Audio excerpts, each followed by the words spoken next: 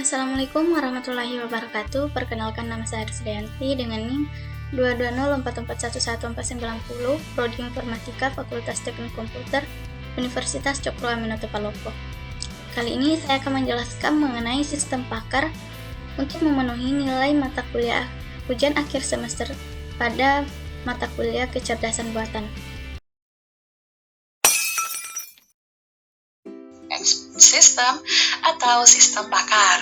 Jadi sistem pakar itu merupakan sebuah program komputer di mana programnya ini sangat cerdas ya, dan programnya ini menggunakan dua komponen yang sangat penting, yaitu knowledge base dan inference engine untuk memecahkan masalah, di mana masalahnya ini bukan masalah yang biasa, namun masalah yang lumayan sulit atau cukup sulit, sehingga membutuhkan keahlian manusia yaitu para pakar untuk menemukan solusinya.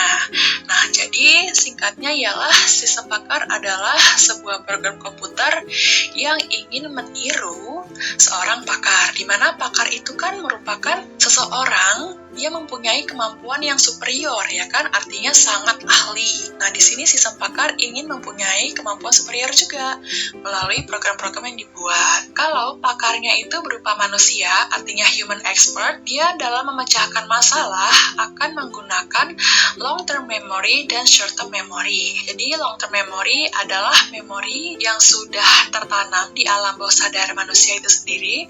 Kalau short-term memory ini adalah memori yang masih aktif di otaknya. Jadi short-term memory ini bisa saja hilang kalau misalnya nggak diasah. Sedangkan kalau long-term memory dia akan tetap ada di alam bawah sadarnya. Nah, jadi dengan menggunakan dua memori ini, seseorang dapat melakukan reasoning atau bernalar ya. Bernalar untuk menemukan jawabannya. Nah, itu adalah proses kalau manusia memecahkan sebuah masalah. Kalau sebuah sistem dalam memecahkan masalah, dia akan menggunakan knowledge base. Di sini adalah database yang berisi informasi-informasi. Kemudian menggunakan working memory, lalu dengan kedua komponen ini, inference engine akan melakukan penalaran. Jadi ini adalah mesin untuk menguji menggunakan logika-logika supaya bisa menghasilkan si kesimpulannya. Nah, itu adalah expert system. Di sini kita bisa melihat terdapat perbandingan antara pakar dan sistem pakar. Kalau pakar, dia bekerja pada hari kerja, kalau sistem pakar setiap saat. Kalau pakar hanya terdiri dari letak tertentu saja, karena kan manusia kalau ada di kota A, dia tidak mungkin ada di kota B dalam waktu yang bersamaan ya, jadi hanya tertentu saja. Kalau sistem pakar, dia bisa di mana saja, karena bisa diduplikat. Kemudian pakar itu tidak dapat digantikan, jadi kalau misalnya seseorang itu tidak ada, maka keamanannya itu tidak akan bisa digantikan oleh siapapun. Sedangkan kalau sistem pakar itu dapat diganti. Nah, kalau misalnya pakar itu dapat habis, karena seseorang itu bisa saja dia telah tiada, atau dia lupa ingatan gitu ya, jadi ingatannya itu terjadi amnesia, sehingga kemampuan kepakarannya itu bisa habis. Sedangkan kalau sistem pakar itu tidak ya, karena dia akan ditanam dalam sebuah program yang bisa diduplikat. Nah, kemudian performansi dari seorang pakar itu variabel, tergantung kepada suasana hatinya gitu ya. Kalau misalnya dia lagi senang, pasti performansi dan kecepatannya itu akan melambung tinggi. Tapi kalau misalnya dia lagi stres, maka bisa saja dia akan merendah. Sedangkan kalau sistem pakar, dia akan konsisten, karena ini merupakan sebuah sistem program komputer.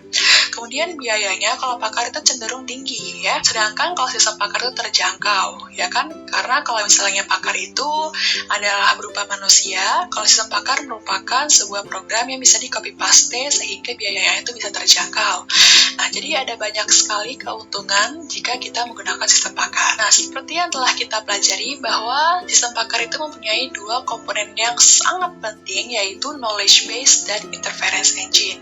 Ada juga sih komponen lainnya, tetapi dua komponen ini adalah dua komponen yang sangat-sangat penting dalam sistem pakar. Knowledge base adalah database yang akan menyimpan informasi dan aturan-aturannya tentang subjek tertentu. Jadi di dalam knowledge base itu terdapat kumpulan objek dan atributnya. Contohnya seperti ini. Ada objek dog, lalu ada atributnya yaitu dia adalah mamal, tinggal di darat, dan lain-lain gitu ya. Jadi knowledge base adalah sebuah database yang berisi fakta-fakta atau informasi-informasi informasi. Sedangkan kalau interference engine itu dapat dikatakan sebagai prosesor dalam sistem pakar.